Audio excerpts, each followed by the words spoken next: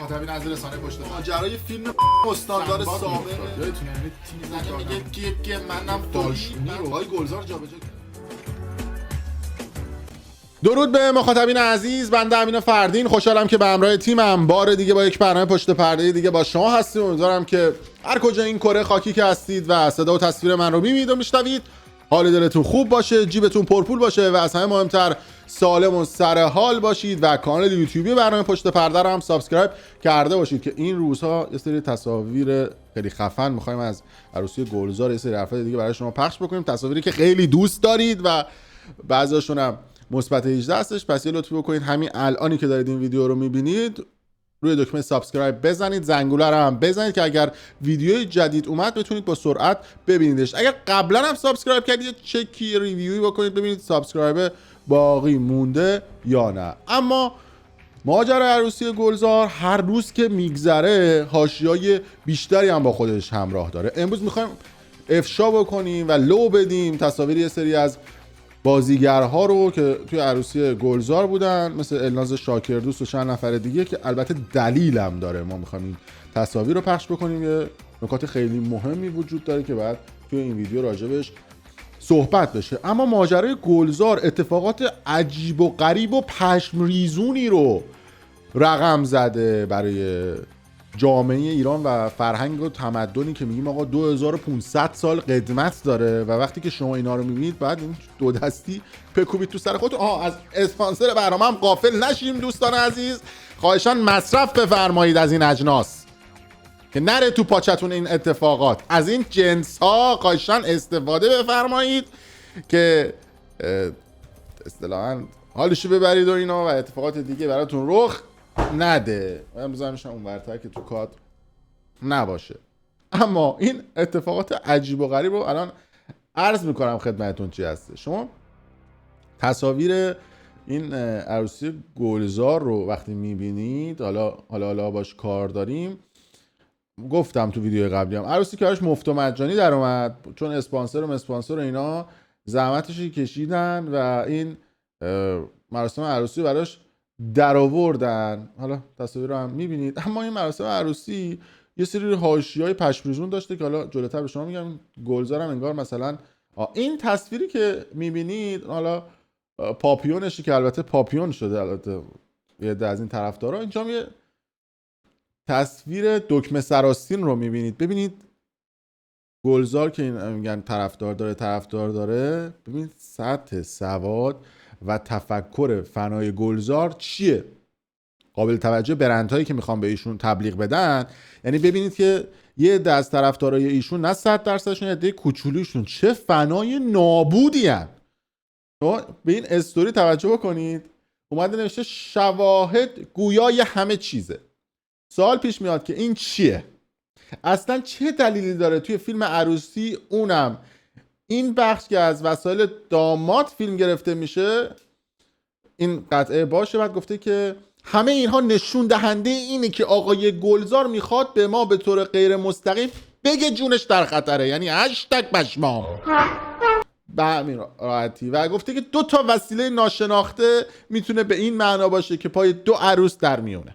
با توجه به حالت قرارگیری این 2 وسیله یکی مانع دیگری میشه و پس در نتیجه شخصی که در ویدیو حضور داره و خودش رو غالب کرده همون کسیه که مانع رسیدن آیسان خانوم و آقای گلزار میشه. یعنی من باید این بزنم توی پیشونیم و این اصطلاحاً میم رو بذارم برای آقای گلزار و طرفدارانش. یعنی میخوام شما بگم که یه همچین طرفدارایی داره. میگه 2 اینجا نوشته بود دیگه 2 وسیله ناشناخته. سلطان به میگن دکمه سراستین. خواستم در جریان باشه. بعد یعنی فیلمایی که وایرال شده قطعا خیلیاتون دیدید. نوشته این دختره گفته که پس از اعلام خبر گلزار با انتشار این ویدیو با گریه ازدواج گلزار رو تبریک میگه. ببینید سوپر استار آقا رضا گلزار مبارکت باشه. یعنی ما دیگه توی ناسمونی یه دونه ستاره هم نداریم. یعنی خدا همین یه دونه ستاره هم به ما ندید. میگه یعنی خدا همین یه دونه ستاره هم به ما نه. بعد چه زجه میزنه. البته حالا به هر حال اینا فنای 2 آتیشن و عاشقن. یعنی شاید یه عده حالا اینا رو به مسخره بگم ولی خب هستن، یعنی واقعا همینطوری عاشقن و همین ترتیبی که دارید میبینید. نداره تو رو من بر میگذینم. مبارکت باشه برگزیدن. من تو رو بر میگزینم، مبارک باشه برگزیدن. بله اب نداره خوشبخت بشی انشالله که خوشبخت بشی با این که از امشب من بدبخت نریدم. آقا من الان با این چی کار کنم؟ تتوی ام زده یا گلزار زده، معلوم نیست چه تتویی هم زده، زیاد تصویر مشخص نیست. میگه که من امشب بدبخت‌ترین شدم.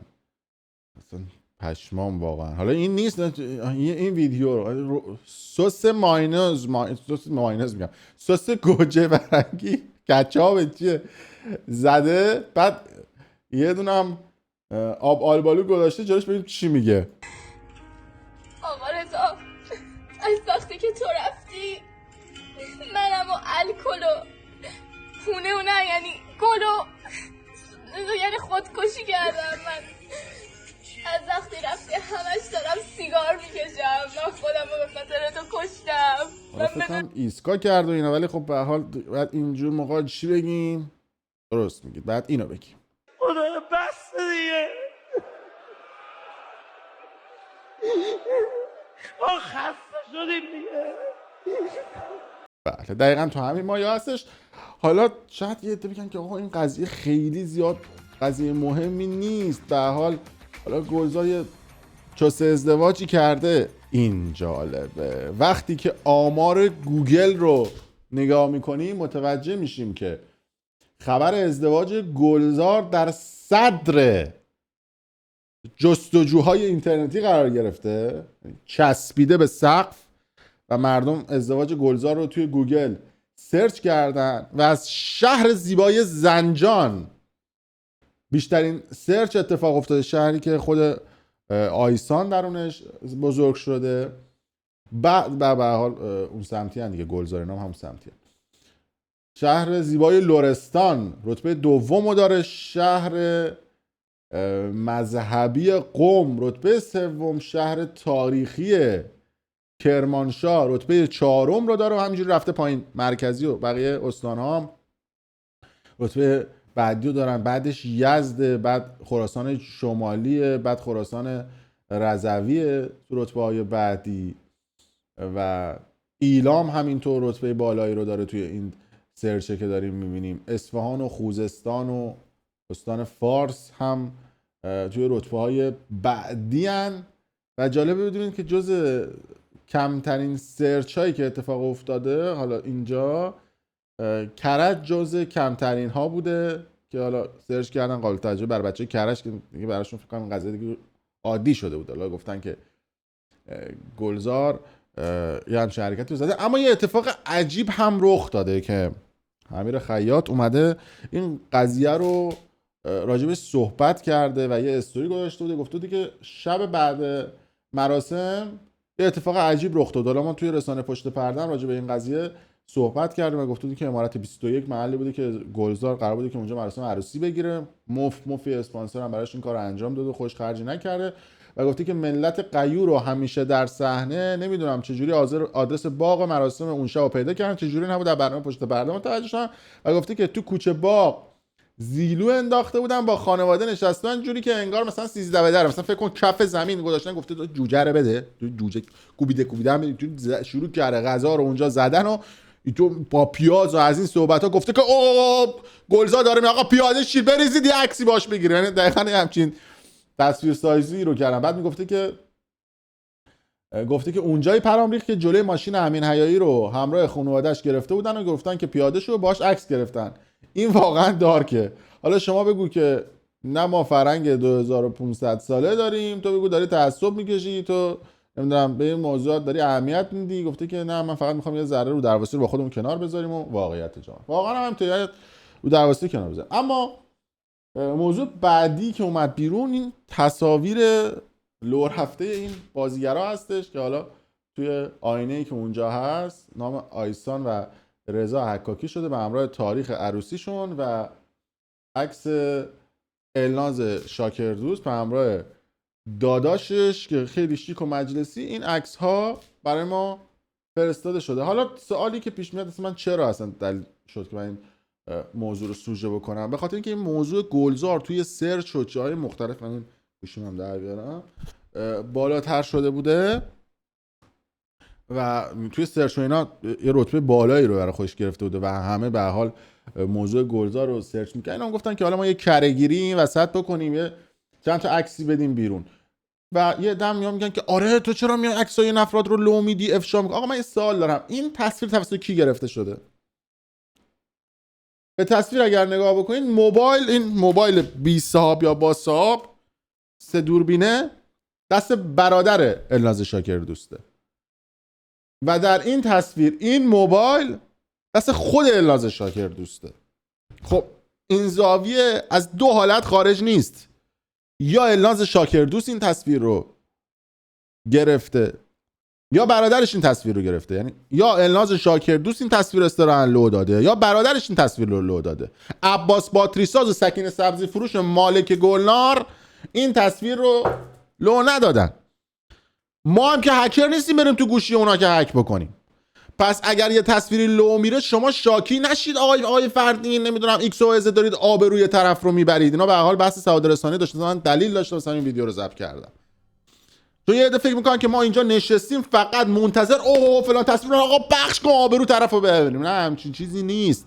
شما اگر نگاه بکنید و خودتون دقت و یه تفکری تو این قضیه بکنید متوجه میشید که آقا این تصاویر توسط خود این افراد منتشر میشه برای اینکه توجه جلب بکنن، برای اینکه حاشیه داشته باشن، برای اینکه به هر حال جذاب هم هست، به هر حال مردم هم دنبال میکنن. یک به نظر من بدوبستون حاشیه و نمیدونم دیده شدن و این صحبت هاست دیگه. یعنی ما تعارفی نسبت به این قضیه نداریم، اما میخواستم 2 نکته رو به شما بگم. یک این که این تصاویر توسط خود این افراد منتشر میشه و خود این افراد دوست دارن که این اتفاق بیفته. 2 فردا نگید که آقا تویی که داری پخش میکنی داره آبروی این افراد میبره. همچین تصاویر لو رفته هم نیست. اونجا هم کسی نبوده که بخواد مثلا یواشکی جلوی این افراد رو بگیره و چین و چنان.